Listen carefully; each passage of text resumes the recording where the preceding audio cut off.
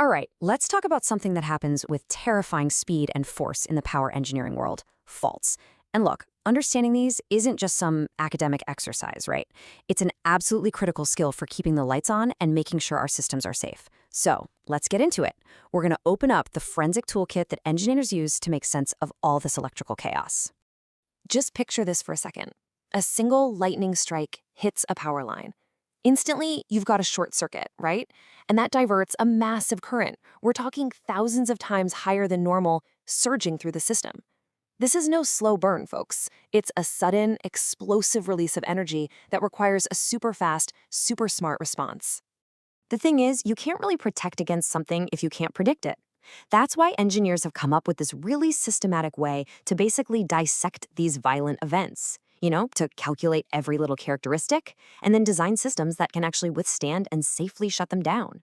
So now we're going to pull back that curtain and show you exactly how they get it done. All right, so like any good investigation, you gotta start by understanding the scene of the crime. So what exactly is a power system fault? Well, putting it simply, it's just an abnormal connection.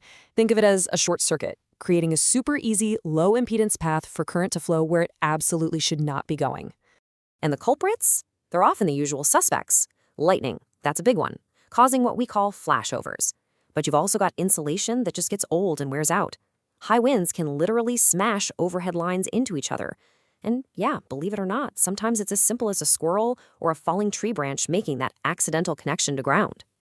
And let me tell you, the consequences are no joke. That massive current generates intense heat, enough to melt conductors and even start fires.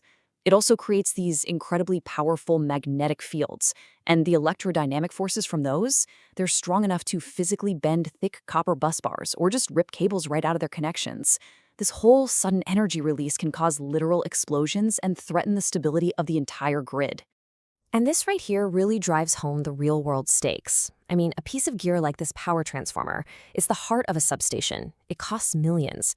A fault current ripping through that thing can cause absolutely catastrophic internal damage from those very thermal and mechanical forces we just talked about. We're talking costly repairs and, of course, major power outages. Okay, so to understand the damage, we need to analyze the weapon, right?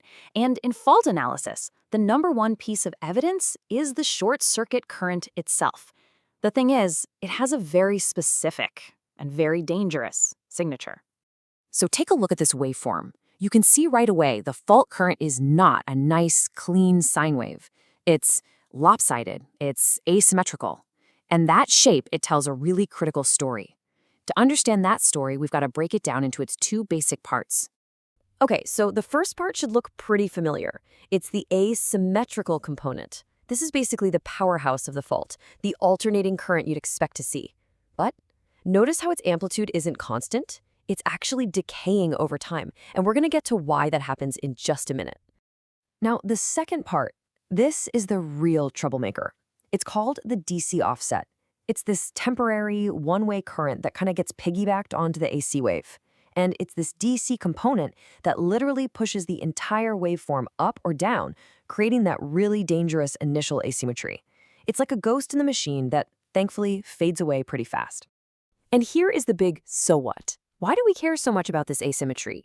Well, because when you add that DC offset to the very first peak of the AC wave, you get the absolute highest, most massive instantaneous current the system will ever see. And that value is what determines if a circuit breaker, our last line of defense, can handle the jolt. If that peak is too high, the breaker can literally explode. It fails to stop the fault, and now you've got even more damage. So remember how we said the AC part of the fault current decays over time? The question is, why? Well, to answer that, we have to look right at the source of the power, the synchronous generators. We need to understand how their internal physics makes them react under this kind of extreme stress. So yeah, let's ask that question directly. Why doesn't the current just stay at that initial crazy high value until a breaker finally trips? The answer? Well, it's all about the complex dance of magnetic fields happening deep inside the generator. When a fault hits, a generator's response basically unfolds in three distinct acts. Act 1 is the subtransient period. This is an immediate, violent reaction that only lasts for a few cycles. That's followed by Act 2, the transient period, which is a bit less intense but lasts longer. And finally, if the fault is still there, the system settles into Act 3, a new, faulted steady state. So each of these acts is defined by a different level of opposition to the current flow, something we call reactance. You can just think of it as AC resistance for now.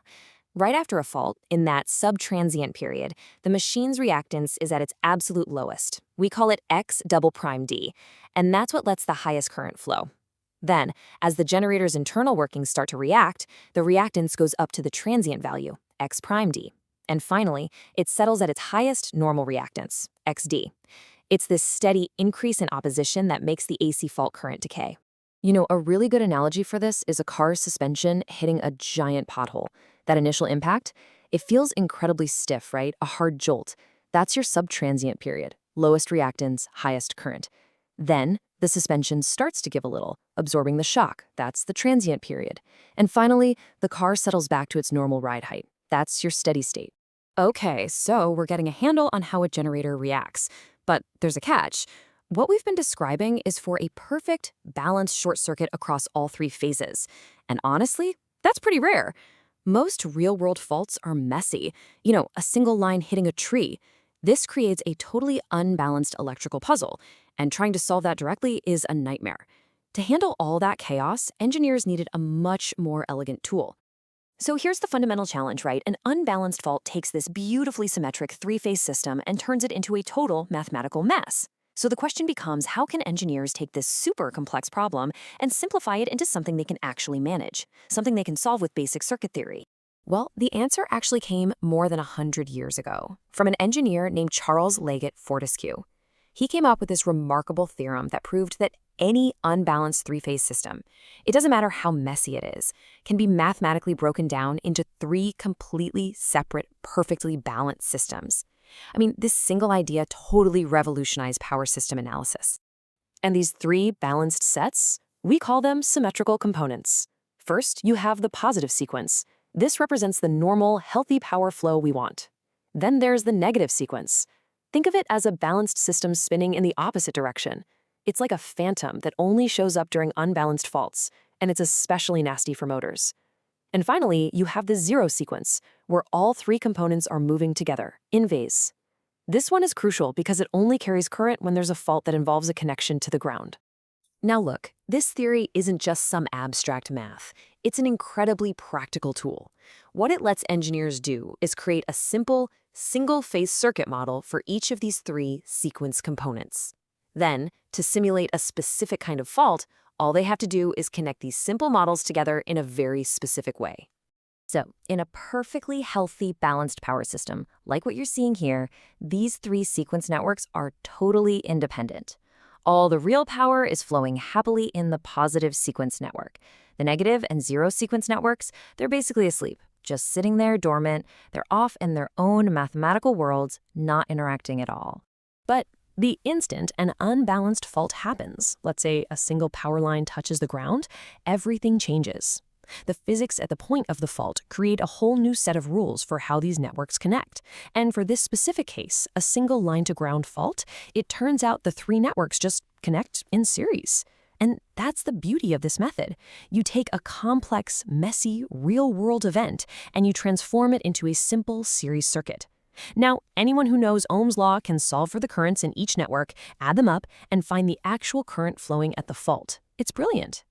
So, once this analysis gives us those precise fault currents, everything from that initial massive peak down to the steady state value, the final piece of our forensic puzzle can begin.